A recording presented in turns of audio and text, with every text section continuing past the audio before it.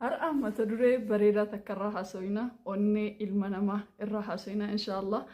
Assalaamu alaykum wa rahmatullahi wa barakatuhu.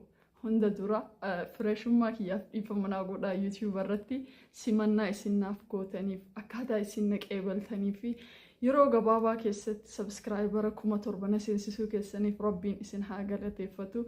Warra na jaallattan rabbiin kiyya isin haa jaallatu. Warra sagaleen tiyya akka nama hedduu bira geettuuf sababa naa taatan hunda keessanuu miizaana hasanaa teessan rabbiin isiniif haa qoodu. Isinirraallee haa jaallatu. Hedduu galatoomaa jechuu barbaada. Inshallah har'a mee waa'ee onnee ilma namarraa haasofnaati.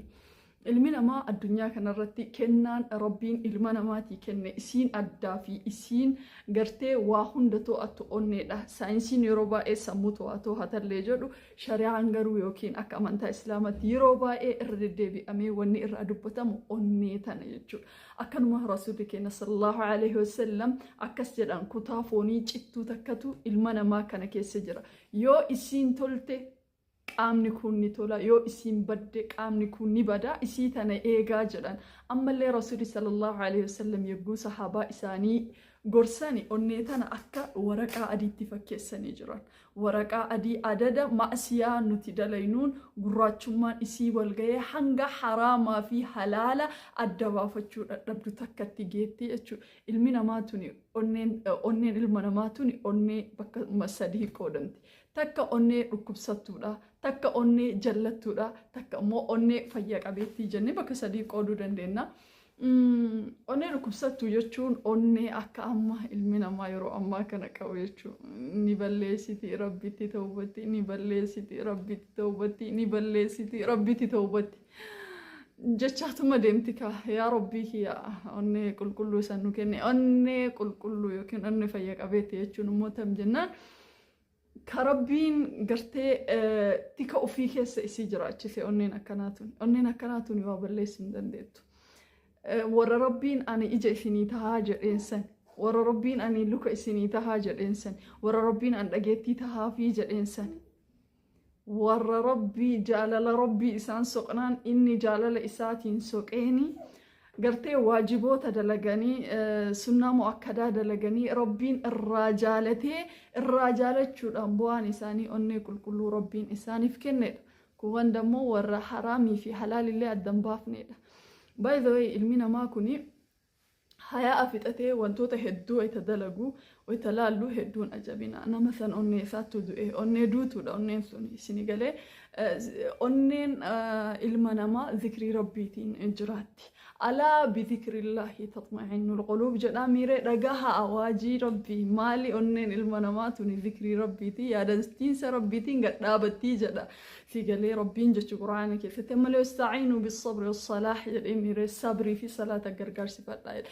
Ammallee inna salaata tanhaa anil fahshaa'i wal munkar si galee namni takka yookaan salaata hin qabaanne taate ka rabbii isaa hin wanni hin jenne irra deddeebi'ee hin yaadanne gama rabbiitti kan deebine taate onneen isaa du'aa deemti jechuudha. Gaafa sani wanni inni dalagu marti nuuf saalallee ta'u isaaf waan sirriidha. Namni sun onnee dhukkubsate jechuudha. Hunda caala an amma har'a irraa kan dubbachuu barbaade ilma namaatiini.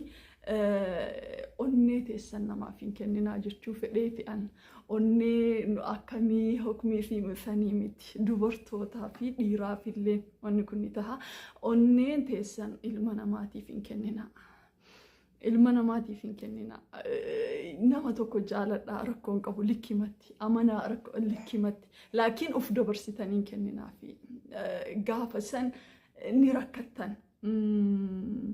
Osoo jireenya ilma namaa kun harka namaa keessa ka jiraatu taateeti silaa hedduun kenna jireenya kenna walii gabaabsinee turre.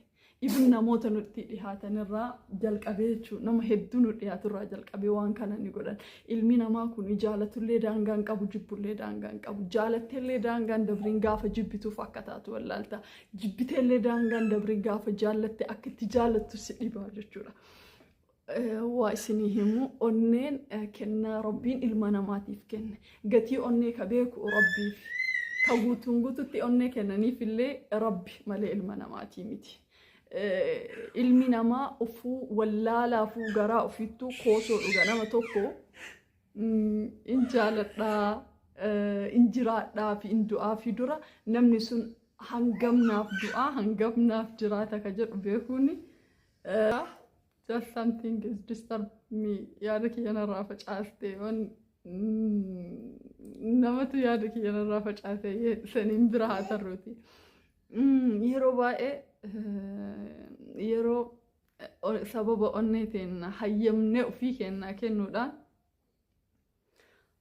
deebinee gatii hedduu kaffallu jira boonnu jira maraannu jira of dhabnu jira kafajjeesullee hedduudha keessaa yoo rabbittiin amanin yoo rabbiin amantiksiin dubartoonni kenna onnee dafanii namaa kennutti jarjaru dhiifama naa godhaati onneen hin kennamtu daftee hin kennamtu moonyaattu hunu ilma namaati